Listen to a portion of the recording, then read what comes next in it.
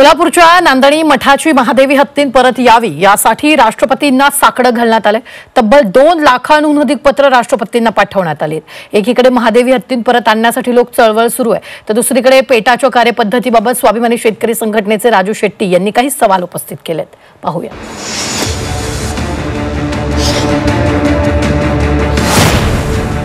महादेवीसाठी कोल्हापूरकरांचं राष्ट्रपतींना साकडं।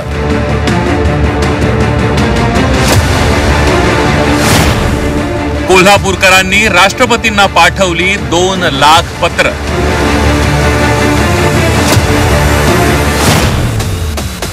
महादेवी हत्तीण नांदणी मठात परत आणण्याची विनंती।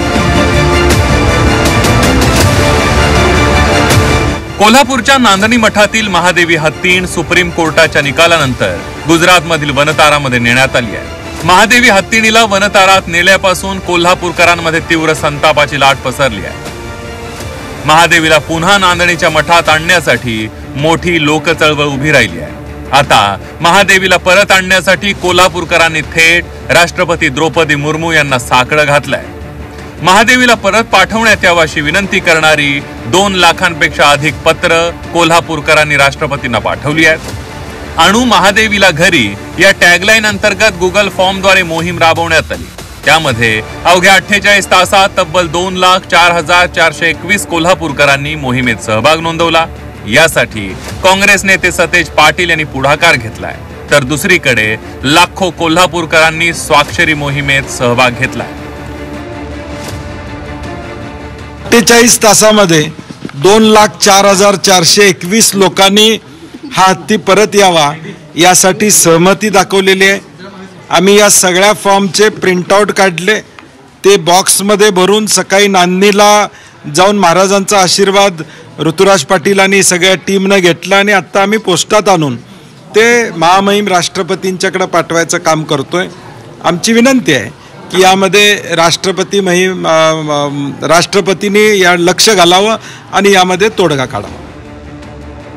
दुसरीकडे माजी खासदार राजू शेट्टी यांनी पेटाच्या पदाधिकारी खुशबू गुप्ता यांच्यावर गंभीर आरोप केलाय।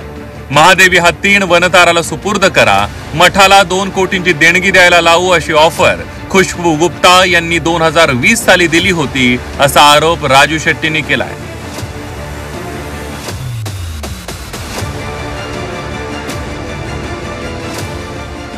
मी खरं तर आता पेटा ही मुख्य वन्य प्राण्यांच्यावर प्रेम करणारी आणि त्यांच्या हक्कासाठी लढणारी अमेरिकेतली संस्था आहे। या संस्थेच्या हेड ऑफिसला तक्रार करणार आहे, कारण या पेटाचे महाराष्ट्रातले आणि देशातले जे पदाधिकारी आहेत ते केवळ ब्लॅकमेल करण्याचं काम करतात, लोकांना त्रास देण्याचं काम करतात। जे खरोखरच लोकांना प्राण्यांच्या पासून त्रास होतो त्या प्राण्यांच्याकडे ते ढुंकूनही बघत नाहीत। तर महादेवी हत्तीण वनताराला जाणं हे षडयंत्र आहे। वनताराला वाईल्ड लाईफ प्रोटेक्शन ऍक्ट नुसार मान्यता नाही, असा मोठा दावा माजी खासदार राजू शेट्टी यांनी केला।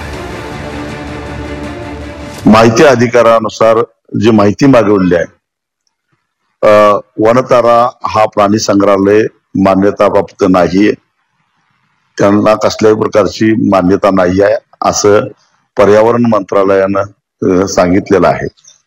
मग मुळामध्ये हा वनतारा जर का मान्यता प्राप्त नसेल तर मेहरबान उच्च न्यायालय, मेहरबान सर्वोच्च न्यायालय हे प्राणी विशेषतः हत्ती वनतारामध्ये नेऊन सोडा अशा प्रकारचा आदेश कसं काय देऊ शकतात, हा माझ्यासारख्याच्या मनामध्ये निर्माण झालेला प्रश्न आहे। दरम्यान शुक्रवारी नांदणी मठाचे मठाधिपती, कोल्हापूरचे पालकमंत्री प्रकाश आबिटकर आणि लोकप्रतिनिधींची वनताराच्या सीईओंसोबत बैठक पार पडली।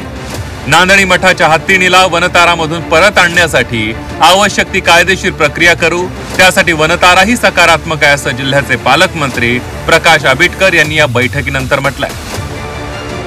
दोन्ही गोष्टी महत्त्वाच्या आहेत की याच्यामध्ये हत्ती परत यायला पाहिजे तर तो निश्चितपणे यायला पाहिजे, पण ती एक प्रक्रिया आहे।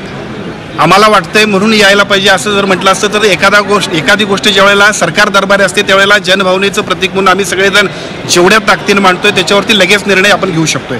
परंतु इथं सुप्रीम कोर्टामध्ये मॅटर असल्यामुळं सुप्रीम कोर्टाकडे आपण सकारात्मक ॲफिडेविट दाखल करणं, केंद्र शासनाच्या वन विभागाचं सकारात्मक अशा पद्धतीचं ॲफिडेविट आणि त्यांच्याकडून प्रयत्न होतील, त्यामुळे निश्चितपणे आपल्या प्रयत्नाला यश येईल. नांदणी मठाच्या हत्तीला शेकडो वर्षांची परंपरा आहे.